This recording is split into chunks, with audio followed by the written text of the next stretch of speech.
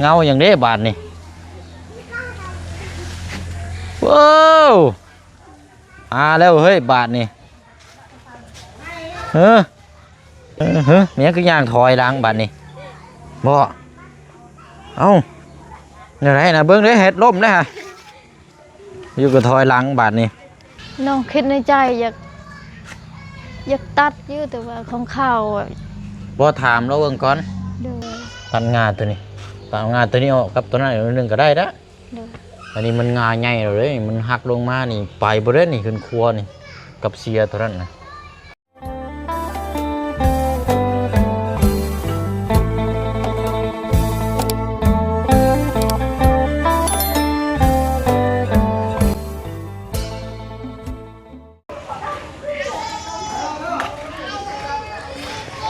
โอ้ยพี่น้องเอ้ยผ่านไปเกือบ10 มื้อ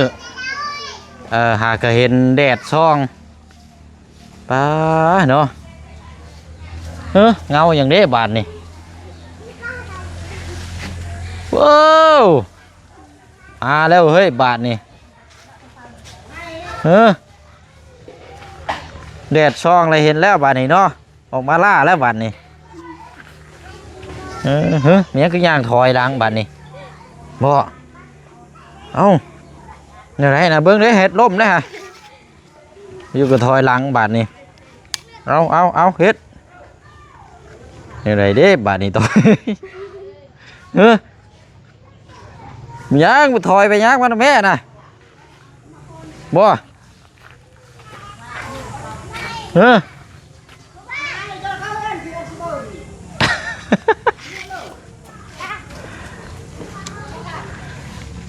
ถอยแล้วพี่น้อยถอยแล้วนี่ไหนบ้านนี่เอาเมื่อเช้านี่อันน่ะซื้อรถไปให้เมื่อเช้านี่พี่น้องเนาะเป็นรถอันว่ารถยางกันสิว่ากันเนาะก็ได้นั่งเล่นปู้ทางนี้กันเนาะเอากดเข้าไป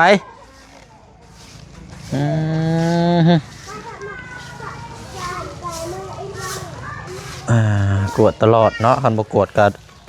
มันก็หกเหือไปหน่อยเป็นได้เด้มือใดสิได้ลงสีเฮานี่เนาะเอาอีกบอลนพังเบิ่งเนาะกันว่าผ้าฝนยุโตกะ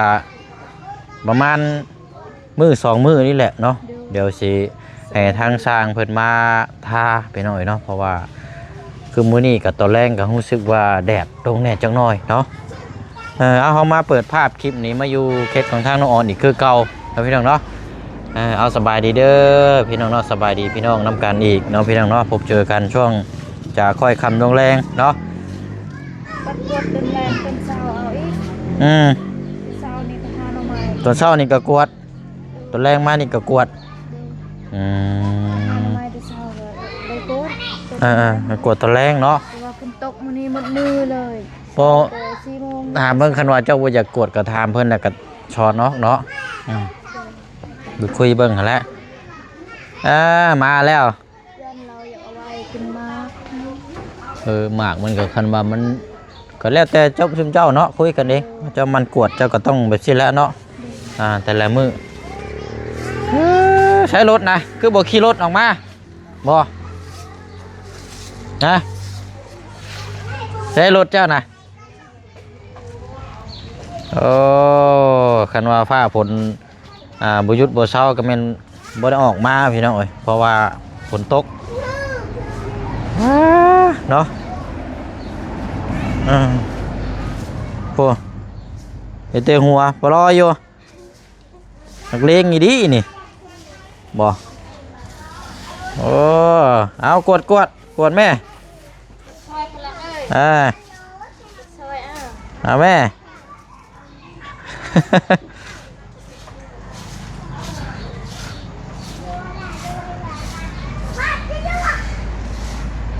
เพื่อนเบิดตูดคนเพื่อนเบิดออกมาชมวิว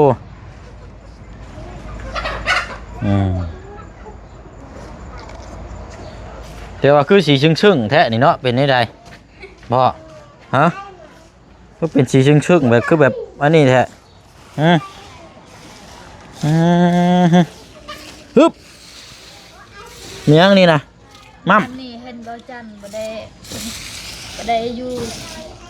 ติดกัน อืมเออ ฉันเห็นอ้ายนี่แลน อันนี้บ่ โดย บ่มียังยุงกัดบ่นี่อ๋อยาเพิ่งออกมานี่ยุงลายได้พลักเลยนี่ยุงกัดดังนี่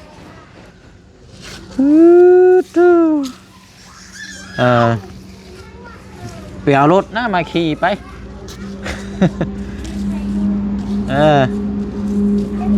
ให้ไปใช้นะแม่บ่โอ้ยยุงลายเนาะเริ่มค่ำเลยยุงลายพี่น้อยไปป้ากันไปย่างย่างเลาะก่อนอาบแดดก่อนบ่ได้อาบแดดลายมือเลยใส่ส่งขาสั้นมากมือนี่พี่น้อยก็พอดีว่าอันส่งขายาวเลยบ่มีเวลาซักกับมันเปียกในมือนี่กันเนาะเดี๋ยวอ่ะนี่ไม้ก่อนใช่อะไรเสื้อตัวนี้ ซักแห้งแล้วเด้อ มักขนาดเลยตัวนี้เนาะเสื้อแบบบ่มีคอ เด้อ มันขาดเอาแล้วเนาะ ขาดแล้ว2 ปีโดน โอ้ยพี่น้อง นี่ก็น้องแบบน้องซักตลอดก็ยังไม่แต่ว่า แบบ2 ปีแล้วซักตลอดตันแรงซักว่าตันเช้าซักกับตันแรงใส่ มันแห้งไว้เสือนี่นะ เออ มันเป็นเสือผ่ากีฬาแหละมันบ่ซับเหงื่อ เด้อ แต่มันแห้งไว้นะพี่น้องครับ ว่าน้องมักเสื้อนี่แน่ เสื้อคืออื่นน้องมัก คันว่าเสือยืดไปสิก็บ่มักใช้ปานใดเนาะ โดย แบบนี้มันแห้งไว้แล้วก็มันใช้ง่าย แห้ไวแบบเวลาซักก็ง่าย โอ้ยุงลายแท้เนาะ โดย เวลานอนกลางคืนนี่ก็ยุงลายอยู่บ่อยู่เพิ่นเจ้า ลาย กลางมุ้งอยู่แล้วป่ะ กลางมุ้งและกลางคืน คันว่าบ่กลางนี่โอ้บ่ได้เด้ บ่กลางก็นอนบ่หลับเลย ได้ เพ กลา ราะ ง ว่า มุ้งกลางคืนกลางมุ้ง ขนาดตอนเว้นนี่ก็ซ้ำว่ากลางคืนเนาะ โดย ยุงมันลาย ฝนตกมื้อนี้หมดมือเลย4 โมงนี่หยุด ไปย่างไปเบิ่งทางหลังบ้านก่อนพี่น้องเป็นนี่ได้เนาะโอ้ว่านี่ก็เฮ็ดตัวนี้ให้นี่ปลูกคุมตัวนี้ให้พลักน้อยเฮามื้ออื่นเช้าพลักสิไปเยี่ยมยามพี่น้องรักอันนี้รักหยังใส่น้องอันนี้นะมันบ่อันนั้นบ่ นี่ลักนี่น้องอยากแบบนี่เด้มักอึเด้มักอึขึ้นเด้หรือว่านี่น้องมักเพชร มักพริกเนาะ โดยมะเขือ พริกมะเขือ โดย ขอนไม้นี่แหละเนาะ โดยยัง ขอนไม้นี่ต้องหาแนวคันสิว่าก็ต้องหากิ่งไปไว้เนาะ โดย บ่ไว้เจพุ่นบ่หรือว่าจังได๋มันจังบ่เกะกะ น้องเฮ็ดแล้วเฮ็ดบ่ได้ โอ้บักใหญ่หนึงเนาะ โดย ก็สิไปได้ เฮ็ดไปไว้บนพุ่นยกบ่ได้ กิ่งเข้าไปเจพุ่นมันจังอันนี้มันขอนไม้ใหญ่พอเข้ามาพี่ยุงลายดิ ลายอยู่ ใช้แข้งค่อยบั่มบั่มมัน ปานแมงเมา โดย โอ้ไหวแล้วแบบนี้พี่น้องยุงลายติเอากะเห็นแล้วเนาะอีกโบราณโบราณเราขนมมันแห้งก็จะได้เห็นสีลงสีอาจจะได้งามอยู่หรอกกลัวเรากะ นี่ยังเพิ่นตกทาสีบ่ได้ บ่ได้มันเปื้อนเฮาจะเศร้าเพิ่นตกใครนะสบายไปเฮ็ดเวียกเฮ็ดงาน อันมันโบราณใช่หลังคาจะว่ามังมีอันอยู่เทิงพุ่นน่ะ บ่ บิดอยู่บ่ เบ็ด มังมีอันนั้นได้ โดย ป้าตกใส่หลังคาเฮือนน่ะบ่แห้งและมุนได้เติบแล้ว บ่ได้ทึก เป็นมังมีหยังก็มังมีหนังบ่ ๆโดย ฮะ มักมีซุปนั่นน่ะ มังมีแบบมังมีหนังบ่คือมังมีหยังอันนี้นะคันมังมีหนังนะเพราะเอาไว้อยู่คันมังมีอันแบบคือเฮือนกกอันเนาะเฮาย่างไปเฮือนแม่น้องเอิงเท่านั้นนั่นบ่แซ่บมันนั่นน่ะ แซ่บมักมีนี่ มันเปื่อยแต่มันบ่มีนวล โดย คันสิว่าก็นวลมัน มันเละฮะแหละคันสิเว้ากัน นี่บ่ได้เปื่อย เออ มันมีงาน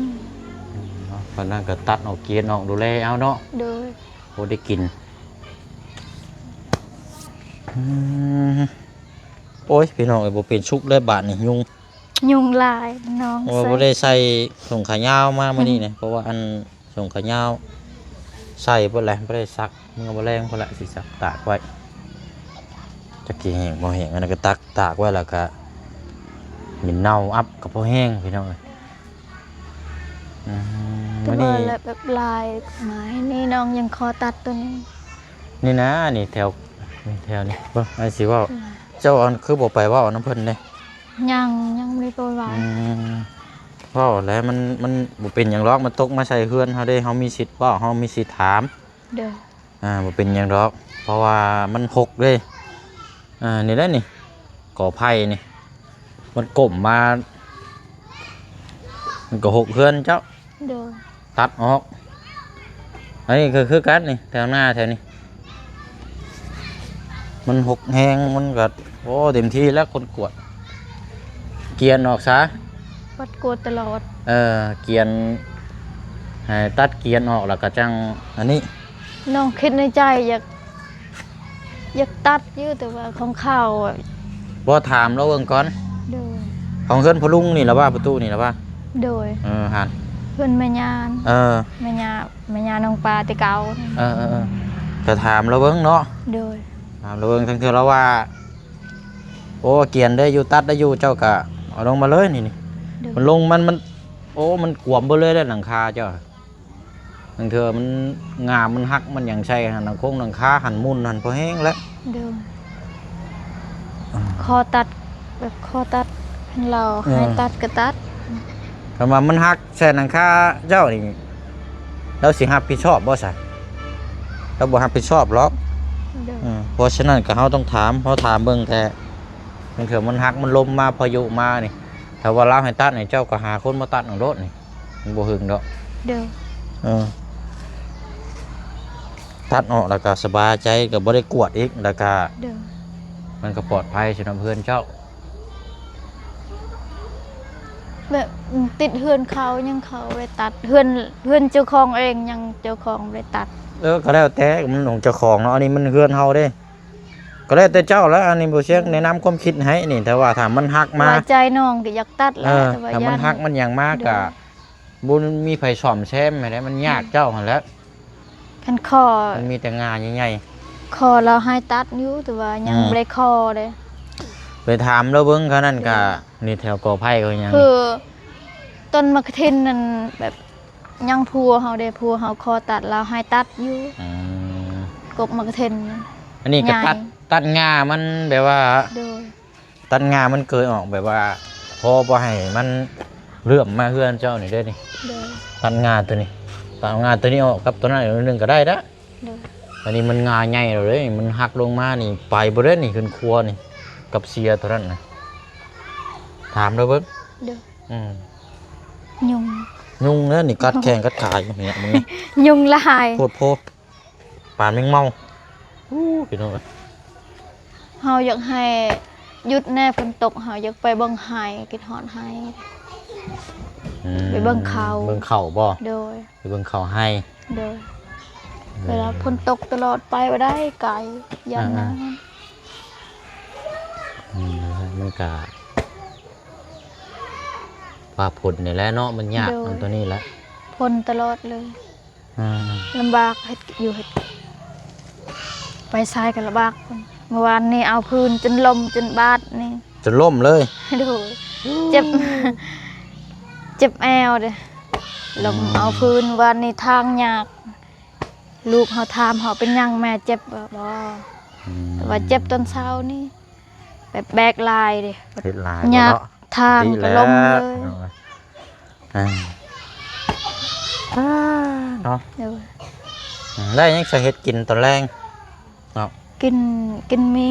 กินมี เดี๋ยว อ๋อ กินมี ต้ กินปลา เนาะ กระป๋องเมื่อวานนี้แหละกินหน่อไม้มื้อนี้แบบกินตลอดยันเจ็บกระเพาะแน่ ช่วงแรงๆกับบ่เช่นกับส่วนหลายก็จะกินแต่เส้นนั่นแหละกินง่ายๆแล้วก็จบเลยบ่ค่อยนี่ปานใดหรอก อื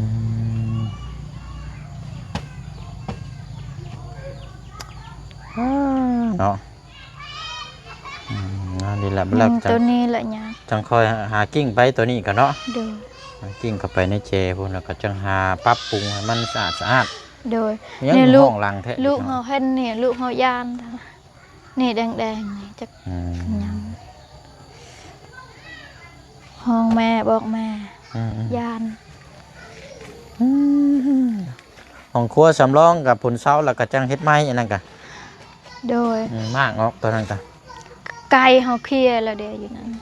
ฮะ ไก่เฮานอนอยู่นั้นไก่แบบ ไก่นอน ออกลูก ใช่ออกลูกใช่น่ะไปเบิ่งเด้อหาไป แบบไข่เด้อ ไข่อยู่นั่น อยู่หั่นบ่ โดย อืม ลูกเรา ไป ให บิ่ ญ่ ง หม ก่อน ดแล้ว ยังแบบเฮามีบนนั่นเลยมีบนเอาไว้เลย ใช่น่ะ นี่ โอ้อุยตาย นี่เรานอน โอ้ไข่ไก่ โดย โอ้เนาะ สบายกายเขานอนเลย แต่ว่ามันสิล่มนั่นติล่ะ โดย ฮึ่มลงนี่พอแห้งแล้ว เดี๋ยว ทั้งแม่ทั้งลูกแล้วไป ลู หม ก ดแล้ว เรา นี่ ใหญ่เราใครอีกเราดีใจ อืม นั่นลูกเราใหญ่ อืม สี่เราหาอยู่หากินเอง แม่ใครอีก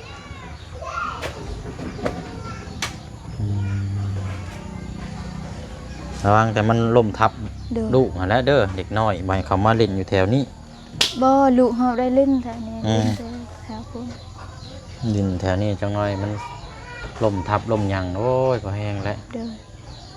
อันตรายได้ น้องลางมีน้ำน้องลางหมดแล้ว อื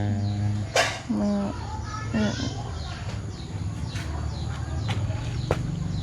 อื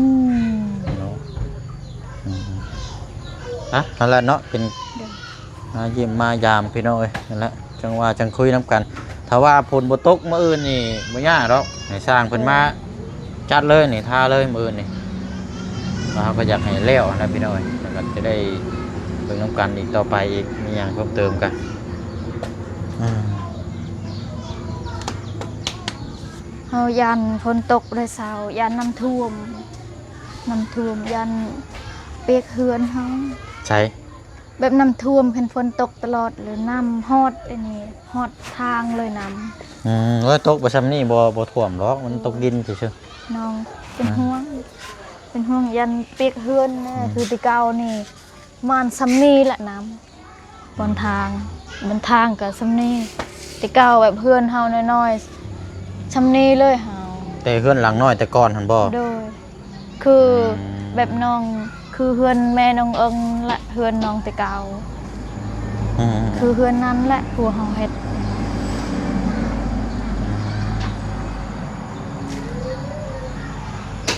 อันนี้ก็มันทางระบายน้ำกับมันมีหลายช่องทางอยู่ เด้อ ไม่ยากหรอกเดี๋ยวโอเคพี่น้องเอ้ยไปสนอมีแต่ว่าให้แล้วเดี๋ยวไปเชื่องไปเวียกต่ออีกก่อนเด้อ เดี๋ยวให้อายกินข้าวก่อน เอากินพักกันเฮ็ดกินในรถ เด้อ ให้อยู่เฮ็ดกินในรถนั่นแหละพี่น้องเอ้ยเดี๋ยวจังสิมาเยี่ยมยามใหม่เด้อ โดย คันว่ามื้อใดมื้อหนึงที่สร้างเพิ่นมาเดี๋ยวจังสิให้อยู่เฮือนเนาะเพ เด้อ ราะว่าอันให้เบิ่งน้ำกันนั่นแหละเด้อ เด้อ เต็ม ขอบ ที่ คุณขอบบุญขอบมกขอบใจอายหลายๆเด้อขอให้อายสุขภาพร่างกายแข็งแรงความเจ็บหายได้ความไข้บ่ให้มีปรารถนาสิ่งใดขอให้ได้สิ่งนั้นนอนหลับขอให้ได้เงินหมื่นนอนตื่นขอให้ได้เงินแสนขอให้อายไปไสมาไสให้รอดปลอดภัยขอให้อายไปไสมาไสมีคนฮักคนแพงตลอดปีและตลอดไปขอทั้งหมดให้ครอบครัวอายขอให้อยู่เย็นเป็นสุขขอให้สุขทั้งกายสบายทั้งใจเด้อขอให้มีความสุขความเจริญเด้อขอให้เทวดาหักแพงหลายๆเด้อสาธุและทั้งหมด FC ปาลุงหมดทุกคู่ทุกคนขอให้เทวดาหักแพงหลายๆความเจ็บหายได้ความไข้บ่ให้มีปรารถนาสิ่งใดขอให้ได้สิ่งนั้นนอนหลับขอให้ได้เงินหมื่นนอนตื่นขอให้ได้เงินแสนเด้อทั้งหมด FC ทุกคู่ทุกคนเด้อขอให้เทวดาหักแพงหลายๆเด้อสาธุ โอเคเนาะ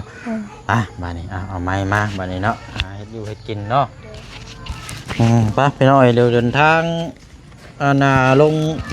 ไปทางบ้านกระแดงก่อนพี่น้อยพุ่นละลงไปหาเติมน้ำมันก่อนพี่น้อยน้ำมันเบิดแหละเหลือครึ่งทาง